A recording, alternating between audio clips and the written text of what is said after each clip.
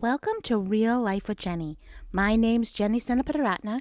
Grab your favorite drink and a snack and we will get started. Today I have Ceylon mango tea and I have some pretzels that were dipped in white chocolate from a party that my daughter had last weekend. Yum! Who doesn't love a baking party? Well, let's get real. Have you ever had those moments? I know I've shared quite a bit about going to different places and people saying things that make you really uncomfortable and talk about your appearance or some, different things. Well, this past few weeks, I have had some very humbling moments. Maybe not humbling for you, but really humbling for me. So, many of you know I've been walking through the journey with my mother who has cancer, and I am the appointment goer. So I go to the appointments with her. So there's kind of one person that hears the same thing, and there's a little bit of consistency. So I've tried to go to as many appointments as I possibly can during this season.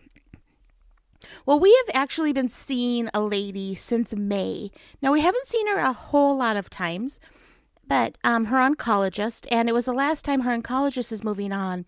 And we're sitting there and we're having a conversation. And, they go through all of these questions back and forth. And the doctor at the very end said, my mom was like, hey, we're going to miss you. Good luck on where you're going. And she turns and says, I'm going to miss you too. Also, you are such amazing sisters. Well, I don't know about you, but it was one of those moments that I was like, wait a minute, we've been seeing you for how long? You know that my mom's in her 70s and you think we're sisters. Okay, my mom thought it was great. And yes, my mom is a very young looking 70-year-old. Like, she does not look like she's in her 70s.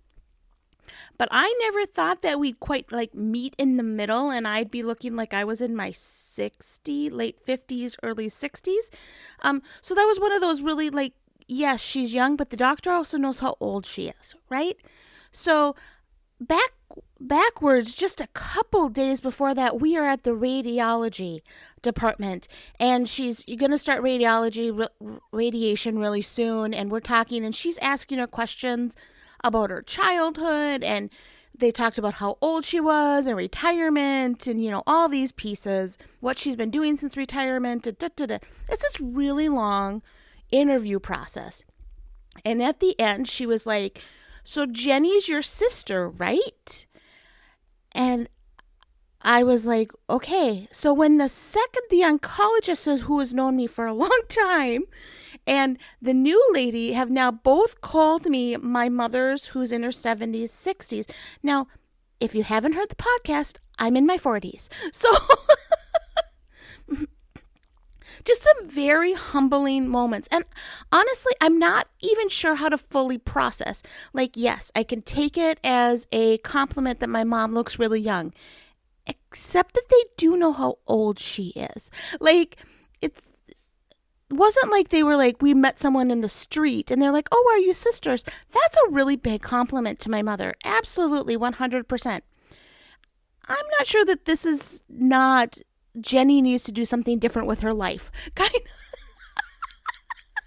I actually, the other night, because I'm trying to look for things for people to buy me for Christmas, because I guess I'm super impossible to buy for, which I don't think I am. Buy me tea and I'm happy. I don't need much more, right? Get me a black shirt and some tea and I'm really pretty happy in life.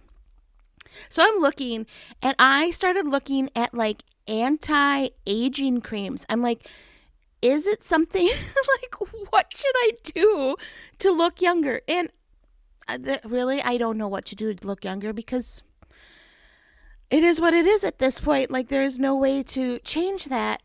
You start questioning really so many things in your life. Now, many, many years ago, well, it wasn't many years ago. Let's just be honest. It seems like every time I go out with my sister, who is 3.5 years younger than me, people always think I'm her mom. So there's obviously a disconnect in either how I hold myself or Maybe I need to change the colors and stop just wearing black. Like, I don't know what it is. But you have those moments in life that just feel like, what have I done wrong to get here? That is where I've been this week.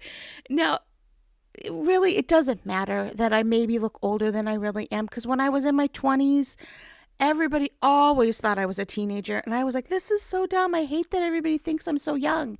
And now I'm like wishing that people think I'm young. And it's just probably not going to happen. I think I just need to embrace that. As I started processing through, because that's who I am. I just cannot let things go and just not learn from them, right? I just can't let something funky like that happen and just be like, oh, that's just a fluke. It really is not a fluke when it happens like within a week twice. That doesn't seem like a fluke. So I've really been thinking about it and like, Lord, I am not wanting this to become part of my identity. So when people have called me overweight, which has happened more times than really it probably should in someone's life, but when someone's called me overweight, I knew there was something I could do about that. Like, okay, I've made these choices, even though now I really can't do much about it because of medication. But I feel like, okay, I get that. I'm still really pretty, so it doesn't really matter that I'm overweight. I can kind of justify it. But for this, I'm like, I really can't make myself look younger unless I start like wearing pigtails or color my hair different. Or, yeah, there's things I could maybe technically do, but how do you make those big changes? And so I was actually going before the Lord and like, Lord, I am feeling kind of blue. Not that I don't think my mom looks great, because she does. I'm going to say that again because she probably is listening and I don't want her to, I want her to know that.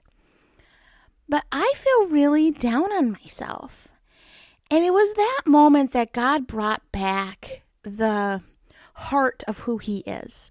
And that we are so uniquely woven together in our mother's wombs. That whole verse in Psalms that the psalmist talks about. And I really felt like God was saying that your uniqueness is what has made you cherished by me. And that is a thing that we so often just kind of set to the side because we want to fit in. We want people to think we're beautiful. We want people to think we're talented. We want people to think we're funny. We want people to think we have it all together. Like, it is so important to us to kind of have like the perfect exterior.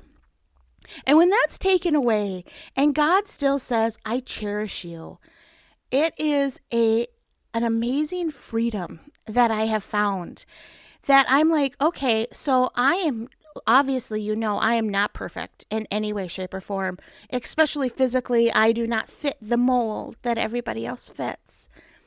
And for you, I really pray that as we're kind of getting closer to this crazy season of Christmas, and whether you're listening to this now or some other time, there's always a crazy season coming up.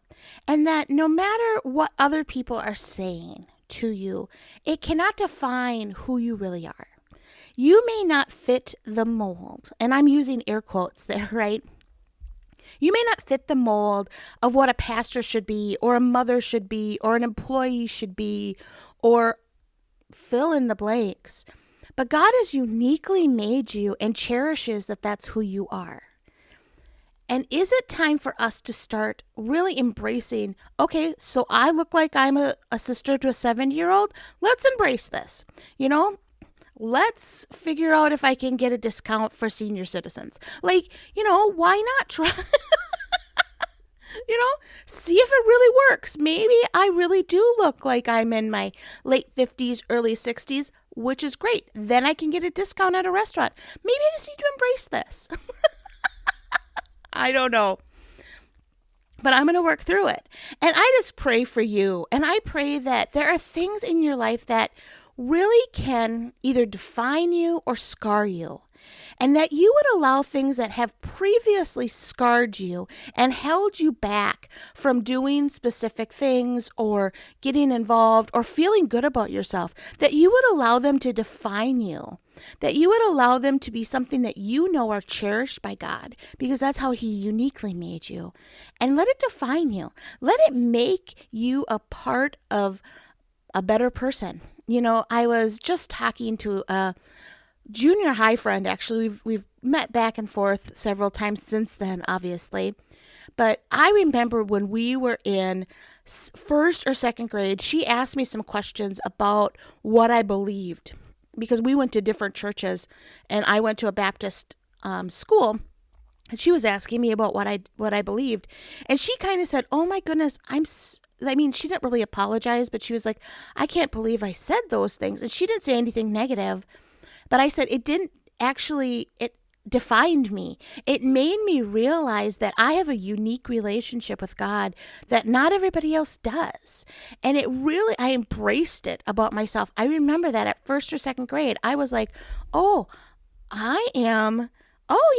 I'm different. Maybe I'm not the same as everybody else. I actually love praying. I love talking to God. I love hearing from Him. And that's a unique thing. And I remember that as a little kid. And I let it define me, not make me afraid and not make me back away from it. And I let it become part of who I was. And so that's my prayer for you, is that whatever you have kind of shied away from and people have thrown things at you that could be super hurtful, I pray that the Lord will say to you, you are cherished because I made you this way. I have given you these talents and made you maybe just a little unique compared to the people around you. And you would allow those to define you and make you the unique person that God has designed you to be. Well, that is all I have for this week.